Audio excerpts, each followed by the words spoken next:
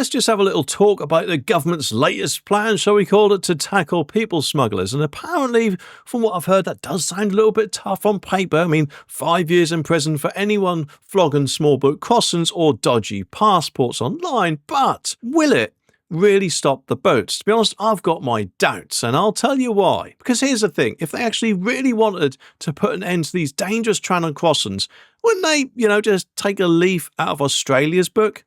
Because their approach, from what I remember, was pretty straightforward. For instance, if you rock up on a small boat, you don't get asylum. Simple as that. And guess what? The crossings practically stopped overnight. No loopholes, no endless back and forth. Just a firm, clear message. But to be honest, I guess Keir Starmer lacks the massive balls, or the will maybe, to copy the then Prime Minister Tony Abbott's approach. Anyway, the current crackdown is part of the Border Security, Asylum and Immigration Bill that's making its way through Parliament. It's apparently set to introduce a new offence which I'm guessing the people smugglers be really scared of, and that offence is publishing material that promotes breaking immigration laws, which apparently means that anyone advertising small boat crossings, selling fake passports, dodgy visas, or even promising under-the-table work could face 5 years behind bars or a hefty fine, even though of course these things are kind of already illegal as it is.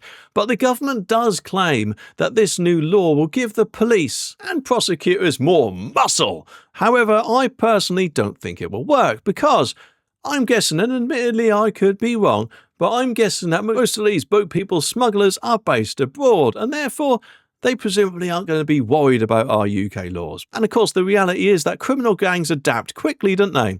The Home Office even admitted that 80% of migrants arriving on small boats, presumably of course before they accidentally slipped out of their hands into the English Channel, use things like TikTok and other social media platforms to promote or even plan their journeys to begin with.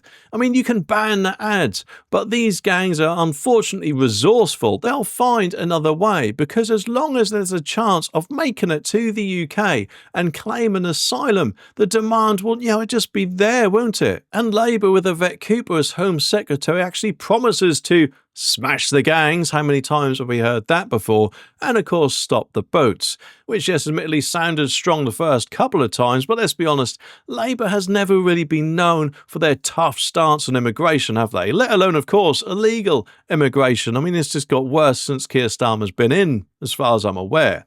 And their policies often focus on kind of managing the problem, actually, rather than preventing it outright, which in my opinion really does need to change. And the fact that a whopping 25,000 illegal migrants have landed on our shores this year alone shows that the current strategies just aren't cutting it. And of course, I don't know about you, but I personally reckon the best illegal immigrant or legal alien or whatever you want to call him that the world has ever had is E.T. I mean, he came, learned English, and then, went back home and didn't actually try to stay here illegally on benefits, eh?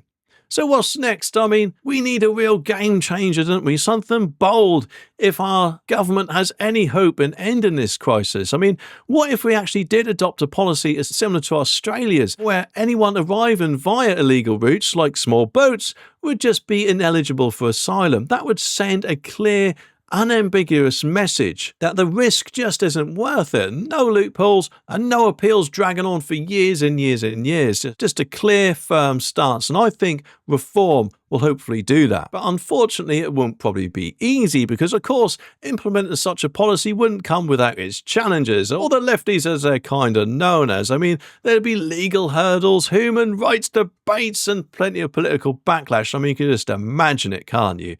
But at some point, tough decisions have to be made if we're serious about regaining control of our borders. I mean, that was one of the key things about Brexit, wasn't it? And unfortunately, the government just hasn't had the balls to do anything so far.